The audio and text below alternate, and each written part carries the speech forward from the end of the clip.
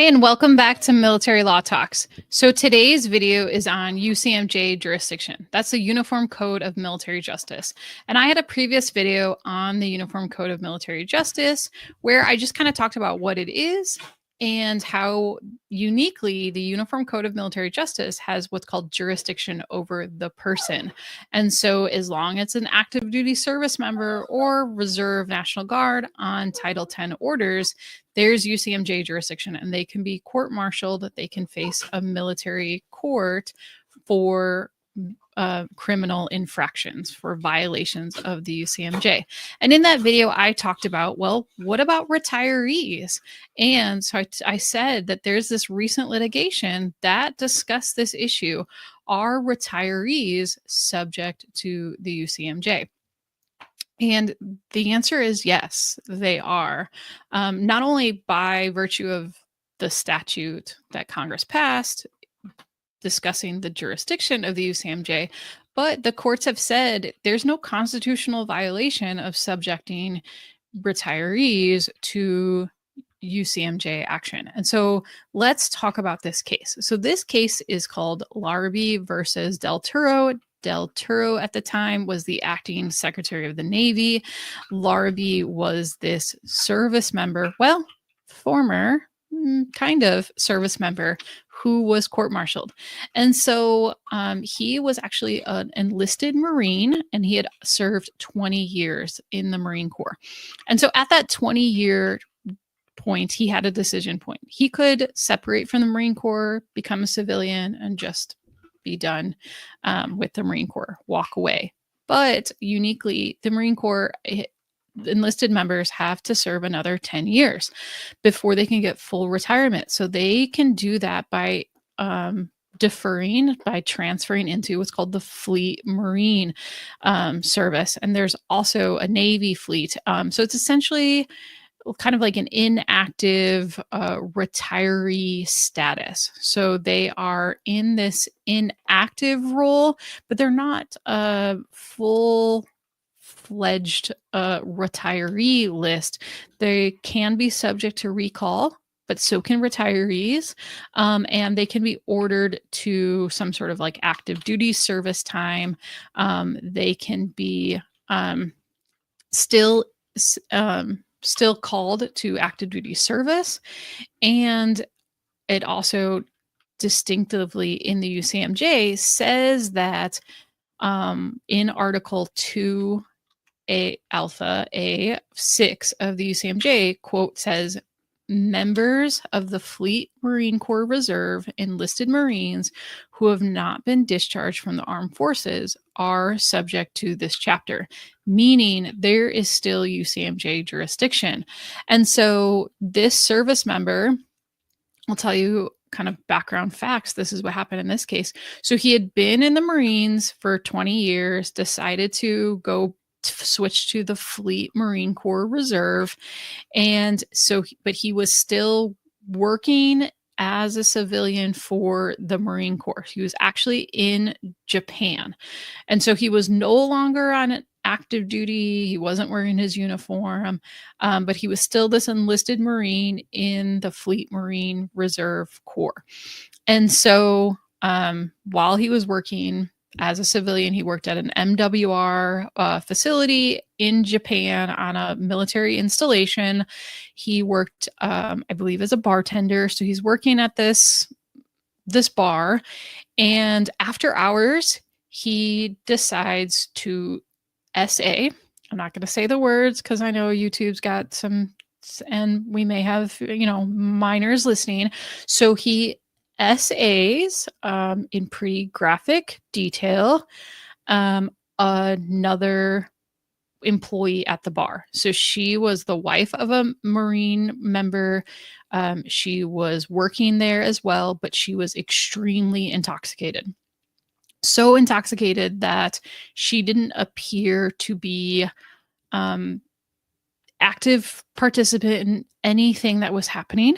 She was completely like passed out over the bar, not even moving.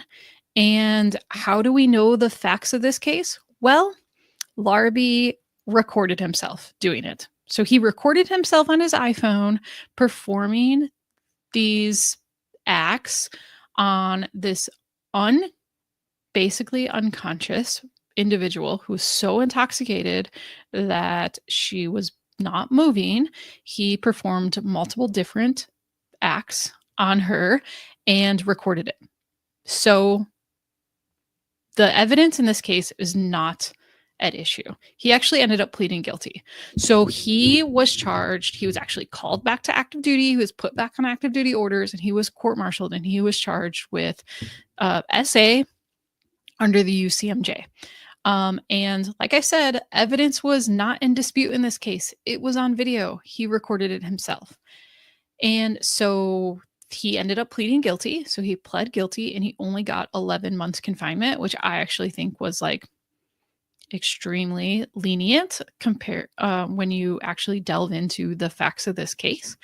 But then he decided he wanted to challenge his conviction. So based on his confinement, based on his sentence, he was also given a dishonorable discharge.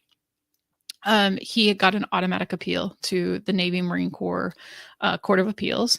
They had no issue. UCMJ jurisdiction, no problem, affirmed his appeal. He appealed to the next higher court, which is the Court of Appeals for the Armed Forces, the CAF court. That is composed actually of judges, civilian judges. They serve, they are appointed by the president, confirmed by the Senate, serve 15-year terms. They also affirmed his court-martial conviction. So he decided to challenge it in federal court. So he goes to federal court to say like, hey, this is unconstitutional. I was a civilian. This alleged crime, well, I admit that I did it, right? I pled guilty. It occurred while I was in this fleet reserve status. I wasn't on active duty at the time. The UCMJ shouldn't have jurisdiction. I shouldn't have been court-martialed. That's what he's arguing. And hey, I have a Fifth Amendment right to a grand jury, and there's no grand jury in the UCMJ system, even though, the Fifth Amendment actually says that it's okay because, courts under the Army or the Navy are not subject to the grand jury clause. But anyways, that's neither here nor there. So he argues in federal court saying, hey, the UCMJ shouldn't have jurisdiction over me. I'm a retiree. I'm in this retired status. Federal district court, actually the district court level agreed with him and said, yeah, you know what? You're right. UCMJ shouldn't have jurisdiction over you. You're a retiree. You're a civilian. And even though you're in Japan and I don't know, maybe you wouldn't have been charged in Japan and oh yeah, you potentially could have been charged in criminal or, federal criminal court, which I'll do that in a later video. Yes, he could have been. Yeah, UCMJ doesn't have jurisdiction. So he actually won at the federal district court level. The Navy appealed it. It appealed. And on appeal, it was reversed. So the Navy won on reverse. The government won that case. And so on appeal, the appellate court was like, yeah, no. It's pretty clear. He's still subject to the UCMJ. So you're still technically subject to the UCMJ, even though, yeah, you think you're retired. You're not actually retired. And even when you're actually fully retired, you still have sort of this relationship with the Marine Corps, right? Or the Army or whatever service branch you can be called back to military service. And oh yeah, you're getting a paycheck. You're still getting a paycheck. So you're still subject to the UCMJ. So the only way that he could have absolved himself of UCMJ jurisdiction is if he should have said I'm gonna walk away. I'm gonna just totally get out and totally just be a 100% civilian, not get a paycheck, not be in this reserve status, not be subject to recall, not be subject to, being brought back on orders. So yeah, that's the only way he could have gotten out of UCMJ jurisdiction. So the court on appeal found for the government and said, yep, still UCMJ jurisdiction. Doesn't matter that he's in this Fleet Marine Corps reserve and he thinks he's a civilian. He's still subject to this relationship with the military. He is still subject to the UCMJ. Now, of course, that got appealed, right? So Larby was like, oh, I had won. Now I lost again. Now, I'm still dishonorably discharged, still, not getting a paycheck because, I'm dishonorable discharge. I'm not ever going to get retirement. So it gets appealed to the U.S. Supreme Court.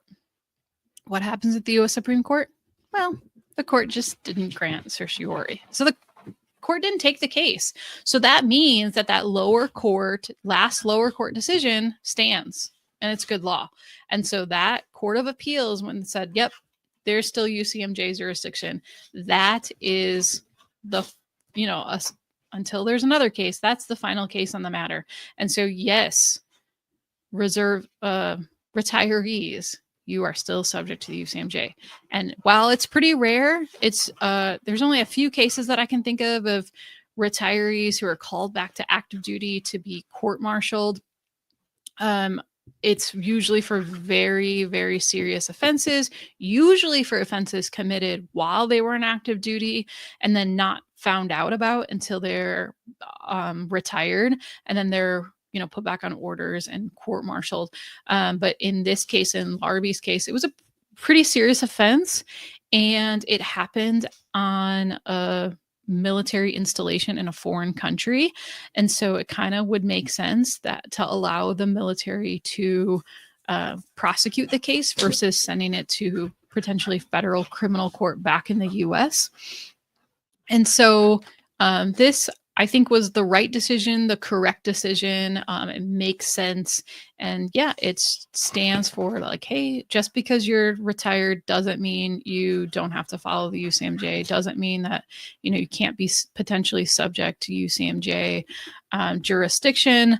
And so that is the case. So if you got any value out of this video, please hit the like button, share my channel out there. If you haven't subscribed yet, please do so. It really helps me out. I'm a new channel. I'm looking to grow, so help me grow, and I'll see you in the next video. Thanks.